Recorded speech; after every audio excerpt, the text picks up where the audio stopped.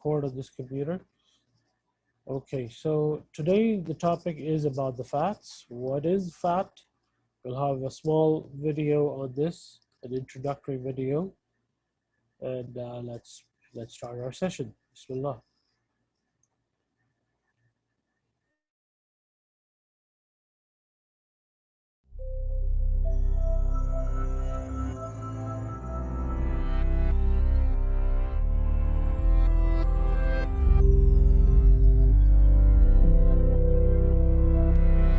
Olive oil is 100% fat. There's nothing else in it. Pancake mix, on the other hand, is only about 11% fat. And yet, olive oil is good for you, and pancake mix is not. Why is that?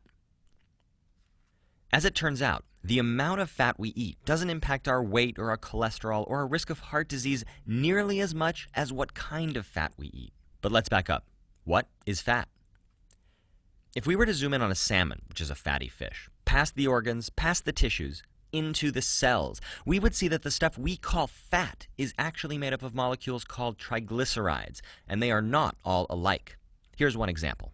Those 3 carbons on the left, that's glycerol. Now you can think of that as the backbone that holds the rest of the molecule together. The 3 long chains on the right are called fatty acids, and it's subtle differences in the structures of these chains that determine whether a Nader has a question. Yes, Nader? Teacher, the video is cutting. The video is cutting? Yes.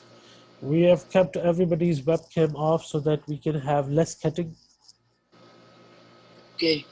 All right, so I have shared the link as well on the canvas. So if you want to play it on your browser, you can do that too. After the lesson, you can have a revision session with yourself. And boys, please keep the webcams off so we can have less cutting and lagging on the YouTube.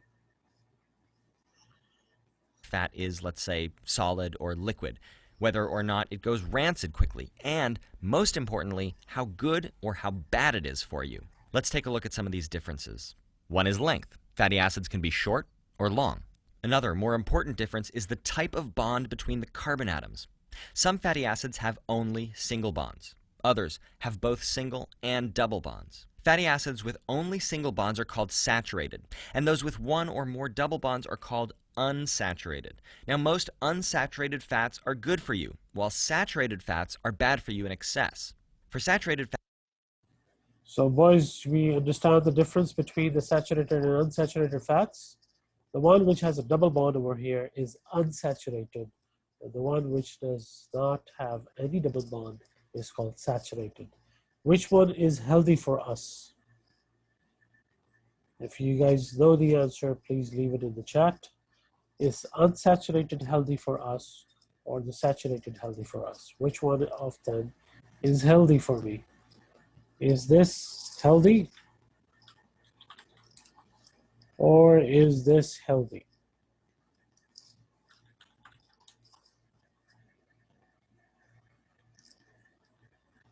Remember, boys, if you're not raising a hand or not participating with the chat, you might lose your score, which is going to be affecting this whole session. Your grade is going to be, Abdurrahman is raising a hand, yes.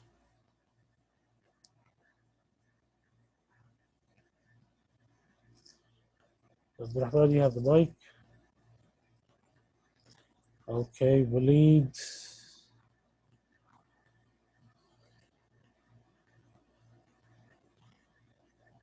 What is wrong with the system?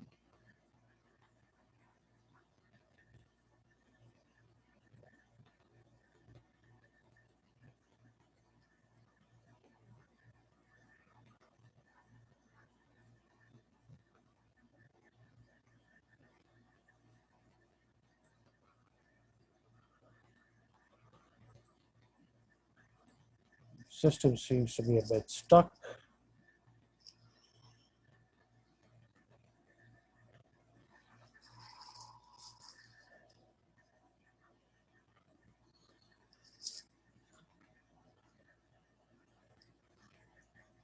Okay, Ryan, no, I'm sorry, that is not correct. Anybody else who would like to answer? Waleed, do you have the mic? Yes, mister, I didn't understand the question correctly. You have two kinds of fats, saturated and unsaturated fats. Which one of them is healthy?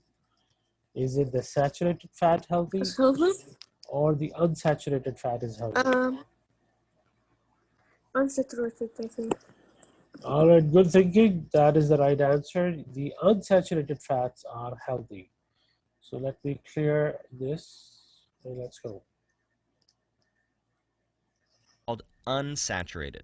Now, most unsaturated fats are good for you, while saturated fats are bad for you in excess. For saturated fats, the story pretty much ends there, but not for unsaturated fats. The double bonds in these molecules have kind of a weird property. They're rigid. So that means that there are two ways to arrange every double bond. The first is like this, where both hydrogens are on the same side and both carbons are on the same side. The second way is like this. Now the hydrogens and carbons are on opposite sides of the double bond. Now, even though both of these molecules are made up of exactly the same building blocks, they are two completely different substances and they behave completely differently inside of us. The configuration on the left is called cis, which you've probably never heard of. The one on the right is called trans, and you probably have heard of trans fats before. They don't go rancid, they're more stable during deep frying, and they can change the texture of foods in ways that other fats just can't. They're also terrible for your health, by far worse than saturated fat, even though technically they're a type of unsaturated fat. Now, I know that seems crazy, but your body doesn't care what a molecule looks like on paper. All that matters is the 3D shape, where the molecule fits, where it doesn't, and what pathways it interferes with. So how do you know if a food has trans fat in it? Well, the only sure way to know is if you see the words partially hydrogenated in the ingredients list. Don't let nutrition labels or advertising fool you.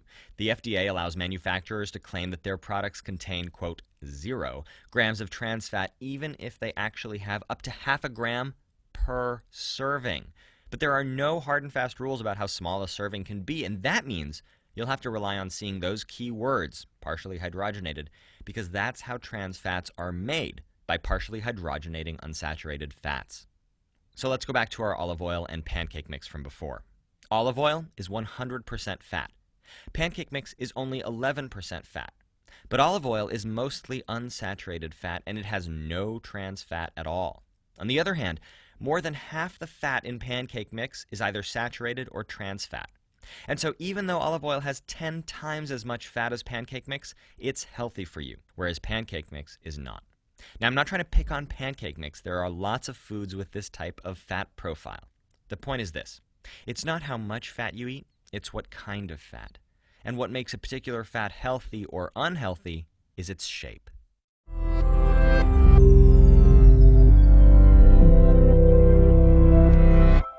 Alright, so any questions regarding to this video? Anybody who is not clear what is trans fat, or what do we call it, the unsaturated fat? No questions? Azian Sharif is here. Okay, let's go to the second option. This video contains more information and has more details, so I hope you guys will be coming up with questions. And Mohammed Al-Harbi, I'm good, thank you for asking. Yes, do you have a question, Mohammed? Okay, so let's start. Good, all right.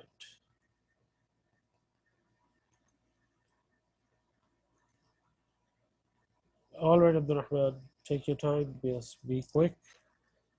All right, boys, try to focus on this. This is a very important, what do you call, important video clip. Let's start, Bismillah. Fats are an essential part of a healthy diet. They contribute to the taste and texture of foods, like the smoothness of guacamole and the flakiness of a croissant. Fats are also a major source of energy and a critical component of cells and tissues, and they also help absorb essential vitamins, and can be converted into other molecules like prostaglandins, which help cells communicate with each other. Fats have a 3-carbon backbone called glycerol, as well as fatty acid chains. The fatty acid chain is basically a string of carbon and hydrogen atoms, When an OH group from the glycerol molecule binds to a hydrogen from the fatty acid, an H2O or water molecule gets released, and the two molecules link up. If this happens once, the result is a monoglyceride. If it happens twice, it's a diglyceride, and 3 times makes a triglyceride. Now, there are various types of fatty acid chains, and one way to categorize them is by their length. In other words, how many carbons they have.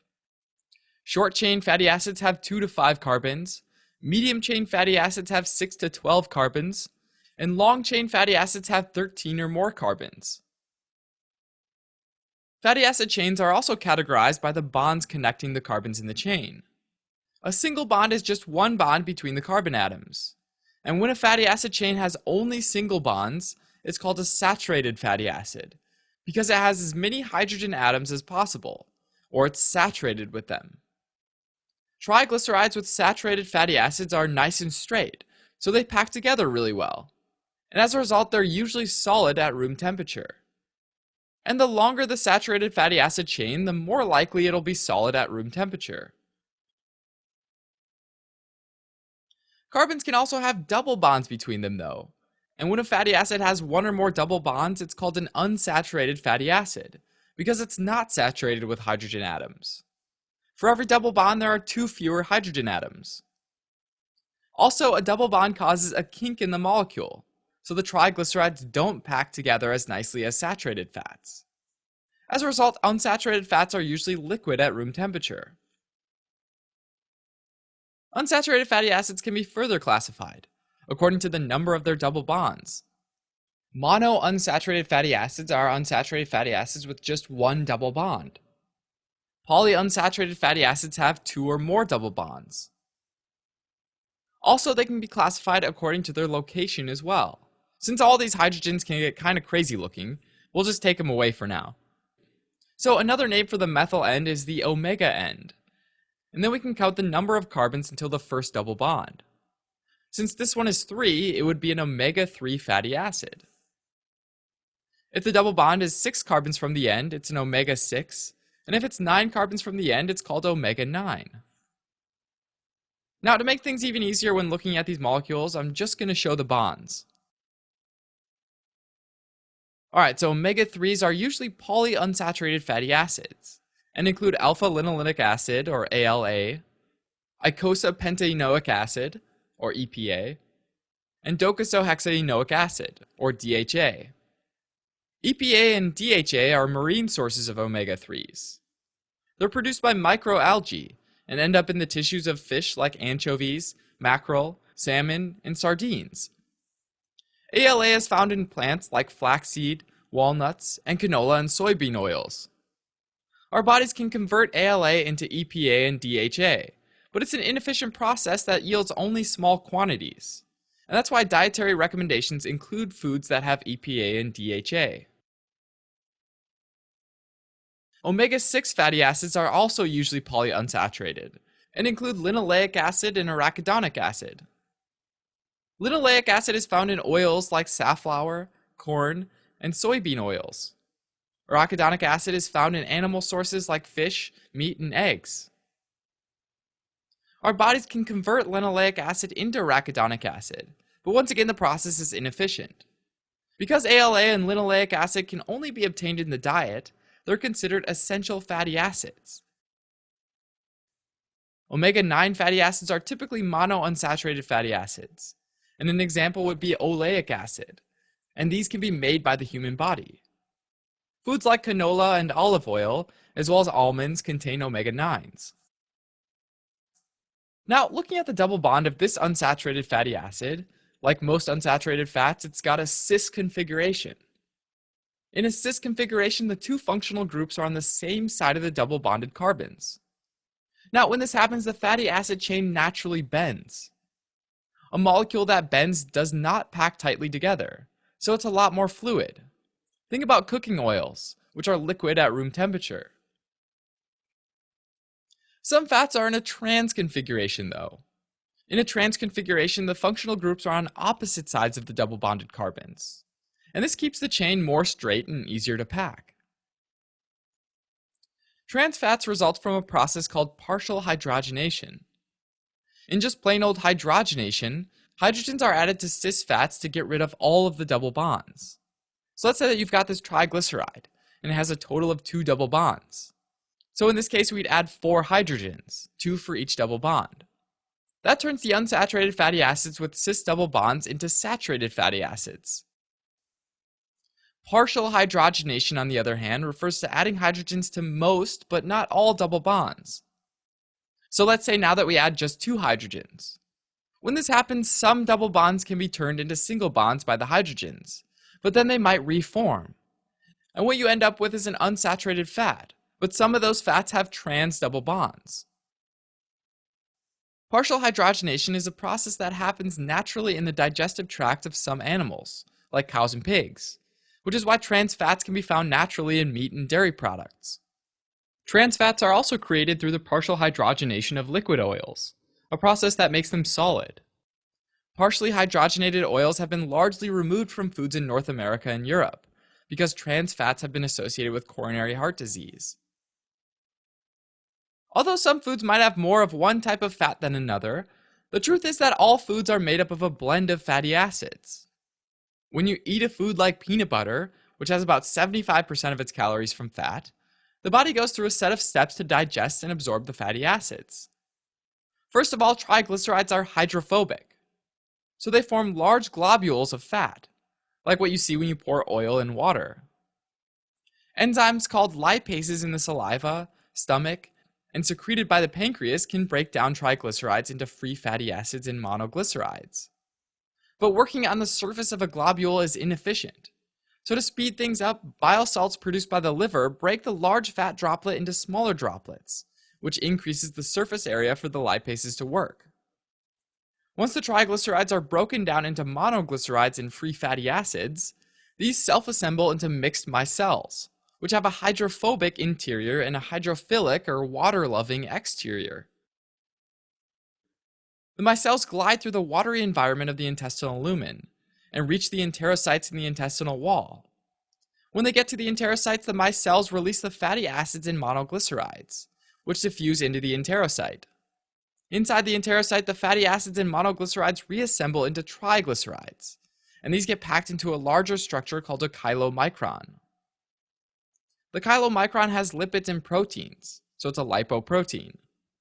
It has an outer membrane with phospholipids and proteins, and a hydrophobic core that has triglycerides, cholesterol, and fat-soluble vitamins A, D, E, and K. The chylomicron then leaves the enterocyte, but it's too large to get into the endothelial cells, so instead it enters a nearby lymphatic capillary called a lacteal. From there, the chylomicron floats in the lymph and flows into the thoracic duct, and then gets dumped into the blood, essentially bypassing the portal vein. Once in the blood, the chylomicron releases fatty acids and monoglycerides in peripheral tissues like muscle, which use them for energy, as well as adipose tissue which can store them. After delivering the triglycerides, the chylomicron shrinks in size and eventually gets engulfed by the liver. Now, fats play a super important role throughout the body.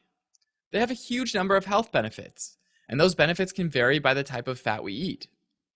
For example, polyunsaturated fats are precursors for hormone-like molecules called prostaglandins that stimulate endothelial cells that line blood vessels to release nitric oxide. Nitric oxide is a vasodilator, so that decreases resistance to blood flow and in turn lowers blood pressure. Polyunsaturated fatty acids can also help reduce the total and LDL cholesterol, and that's linked to lower rates of cardiovascular diseases like heart attacks and stroke. Long-chain omega-3 fatty acids like DHA and EPA can both help to lower plasma triglyceride levels, which also protects against cardiovascular disease. Finally, DHA is important in the development of eyes and brains of young infants. The impact of saturated fat on cardiovascular health is a little more complex. Generally speaking, it's recommended to keep consumption of saturated fat low, but just like with unsaturated fats, there are different types of saturated fats. Evidence suggests that different types of saturated fatty acids might have different effects on our cardiovascular health.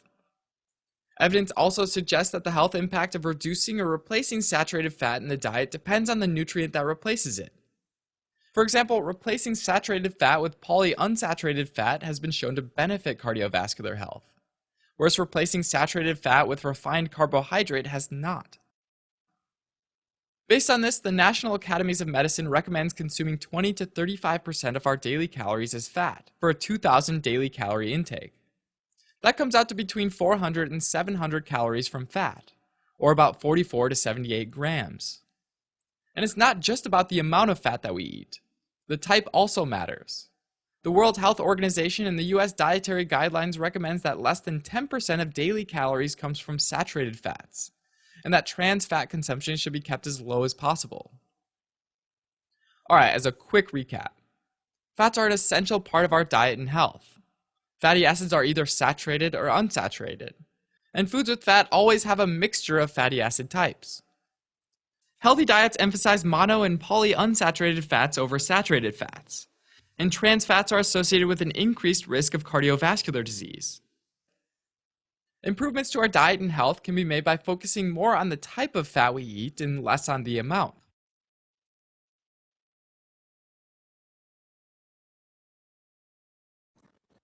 So any questions so far? We're going to recap this session. That the fatty acids are of two types, saturated and unsaturated. What is recommended healthy is that you can have mono and polyunsaturated over the saturated fats, because the trans fats, they are associated with the heart problems. Disease. And the last part he mentioned was that we should be focusing on what type of we are eating the fat, not on how much we are eating the fat. All right.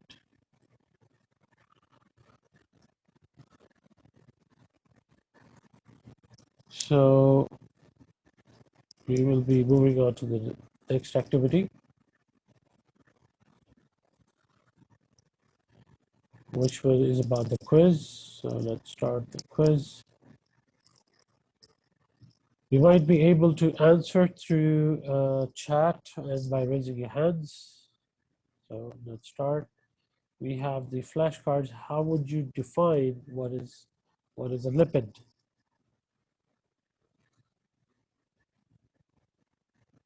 Another has just entered back, or what are you raising a hand?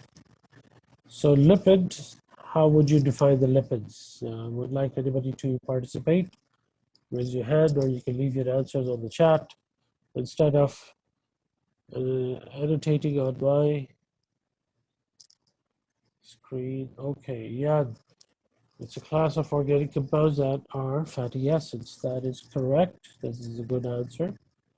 Let's see, what does this have to say? It is a substance such as fat. It could be in the oil or wax. It can dissolve in the alcohol, but not in water. And it is important for all the living cells. So what you defined, yeah, was also correct. I would agree with that too. It's a class, it's a branch of organic compounds, and they are made up of fatty acids. Okay, good. So let's check the fatty acid. How would you define a fatty acid? Anybody else would like to participate? Yes, we have a chat response. Any group of chemicals. Waleed, this would be, quite difficult to understand. And Abdurrahman, you have the mic. Yes, Hello, can you hear me? Yes, I can hear you, Abdurrahman. This can kill you, the fatty acid. The fatty acid, what do you think? What is a fatty acid? How would you define it? I don't know. Oh, okay. So Yad says it's a carboxylic group. So it's a group of chemicals which are involved in the way the cells operate in the body. That is not a correct answer. Yad, you are halfway there. You can say that once the hydrocarbons are connected with the carboxylic group, that becomes a fatty acid. So yes, hydrogen and carbon, they together are represented as R. So R, any number of hydrocarbon long chain. If they're connected with the carboxylic group, they would be known as fatty acids. So let's go to the next slide, which is number 3, insoluble. How would you define insoluble?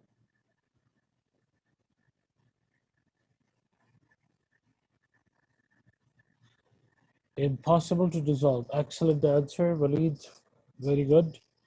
That's the right answer. It is impossible to dissolve. Adipose tissue. Anybody who would like to explain what is adipose tissue? You can take a mic or you can chat with the text.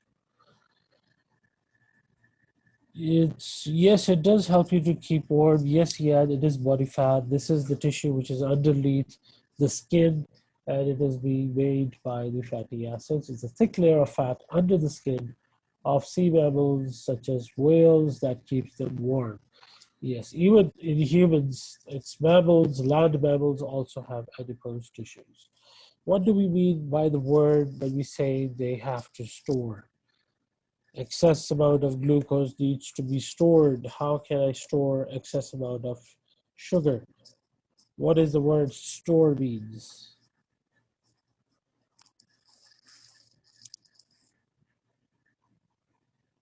Anybody would like to raise a hand so you can have the mic or chat options? You can use them to keep as body fat. Yes, yeah, you can say that as well. What do we mean by store? Walid Al-Harbi is raising your hand. Yes, Walid. Mister, it's a special place, To I think, place. Okay, that is for also buying and like this, Mister, I think. okay. Let's see, Mister, Nasir. Yes. it's me, Mister. I'll leave and change the name soon. But Mister, Yes, to Nasir. store energy, to store raw energy, I think. What do we mean by store? Store means يعني, we keep things, we store them for later. Yes, we keep things for later. That is correct. Yeah, it is not the bakala. It is the, let me show you the definition of the store: to put or keep things in special place for use in the future, right? So let's go to the next word, heat. How would you define heat? It's a very simple word, and you might have done it in grade 5 and 6. You mean friction. Yes, it is because of the friction you can, but what is heat? If somebody was asking you the quality of warmth, okay, we can say that as well. It is somehow, yes, not a source of energy, it's a type of energy. Heat is the quality of being hot or warm or the temperature of something. So we are looking at it shouldn't be the quality, it should be the quantity of how hot or warm it is, and we measure it by temperature or by measuring scale of the thermometers. So the heat is a type of energy where it can increase the temperature, it can increase the quantity of being hot or warm. Thick. I think thick is useless. Germination. This is important. What is germination? Yes, Nasir. What do you think? Iyad and Walid. Yes, has raised a hand. Yes, yes. Yes, you have the mic. Thick No, the germination.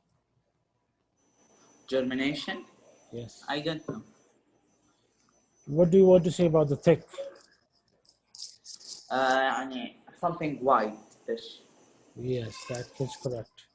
So thank you. And we have a very interesting term that a lot of germs. That is not correct. Walid, you are close. It is the, okay, so let's see. Yes. Walid is raising a hand. Yes, Walid.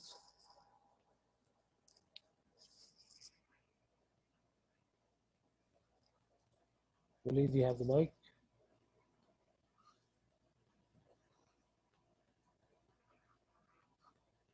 I'm trying to unmute you. Do you have to accept? No. Okay, germination is the seed when it starts to grow, when it starts to give the root and the shoot. The life starting from the seed is known as germination. Okay, let's see the blubber. Blubber. There was actually a movie on it as well by Robin Williams. Flubber. Anybody knows what some blubber is?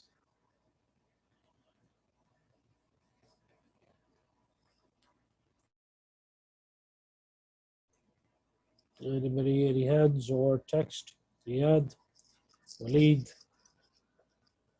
Yes.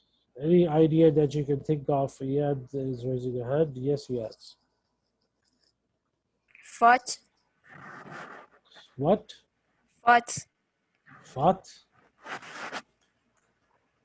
You mean fart or fat? Fat. Mr. Fat. Yeah, it could be. Let's see. Thick layers of adipose tissue. Yes, when the adipose tissues are too many of them, you have the flubber and the blubber. And the blubber is actually available at the veils. So Walid says your internet is bad. Okay, it's okay. Worm is available. Let's go to the last point, which is underweight. Okay, let's do the available as well. Anybody who would like to say, how would you explain available?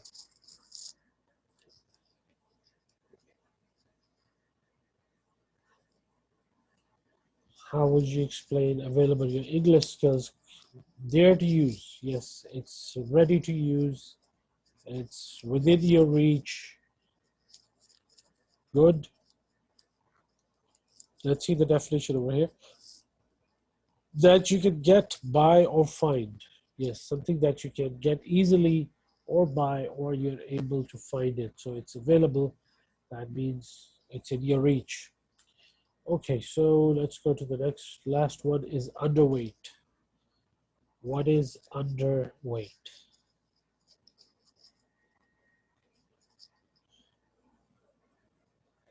How would you define underweight as a person? And Abdullah Yamani, you have to please write in English. Skinny, but really skinny, that is true. Fat guy is overweight, Abdullah.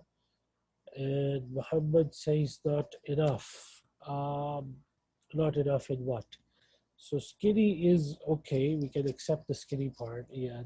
But once we say that something is underweight, that means on a recommended normal weight, it is below than that weight. For example, if you are 5 foot and 6 inches tall, and you are about 12 years old or 14 years old, your weight should be around 55 to 60. But if you're lower than this, then you would be called underweight. So Yes has to say something. What is yes? Mr. Underweight, you said the definition. I wanted to say I raised my hand before. Okay, you can. So can I answer the second one? There is a second one, so you can read this for us. Especially of a person weighing less than they normally or expected rate. Their normal or expected rate. So it's weighing less, weighing. You read it, weighting less. So weighing less. So yes, Abdullah Yamani, this is over, not over, under. So that would be all for today's session. We will be continuing the next lesson tomorrow, inshallah. And if there are any questions, you can raise your hand and let's discuss. I will be stopping the recording.